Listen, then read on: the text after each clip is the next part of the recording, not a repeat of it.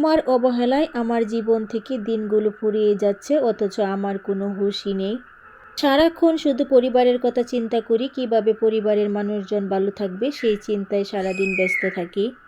So hello everyone, আসসালামু আলাইকুম। আশা করি সবাই ভালো আছেন। আলহামদুলিল্লাহ, আমি অনেক বেশি ভালো আছি।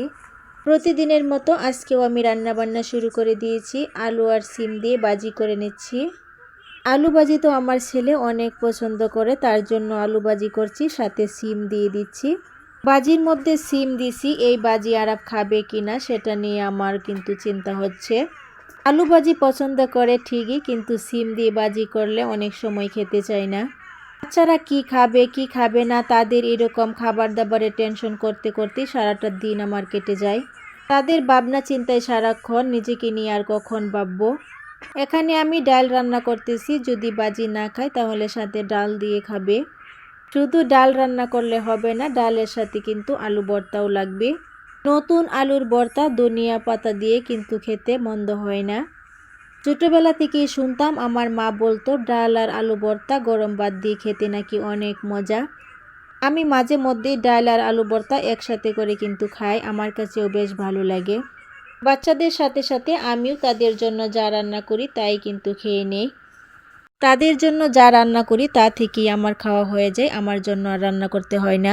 খুব সহজেই রান্না বান্না শেষ করে ফেলছি। এখন হচ্ছে পাকঘর পরিষ্কার করে নিতেছি।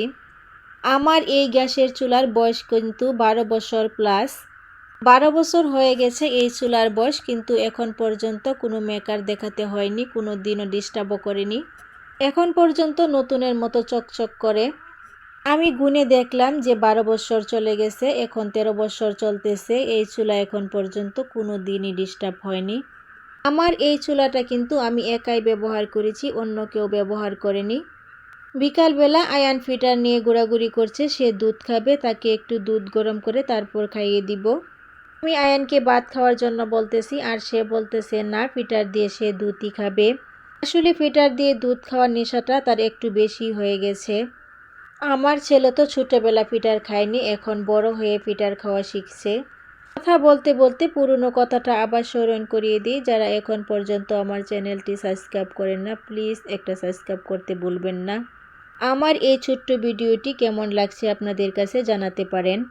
আয়ান ফিটার দেখেই হাসি মুখে ফিটার নিয়ে কিন্তু খাওয়া শুরু করে দিয়েছে, গাড়িতে দুলতেছে আর ফিটার খাচ্ছে। সত্যি ছোটবেলাটা কি নিষ্পাপ। কথা বলতে বলতে একেবারে ভিডিওর শেষ পর্যায়ে চলে আসছি। আপনাদের সকলের সুস্বাস্থ্য কামনা করে আমি আজকের মতো বিদায় নিচ্ছি। আসসালামু আলাইকুম ওয়া রাহমাতুল্লাহ।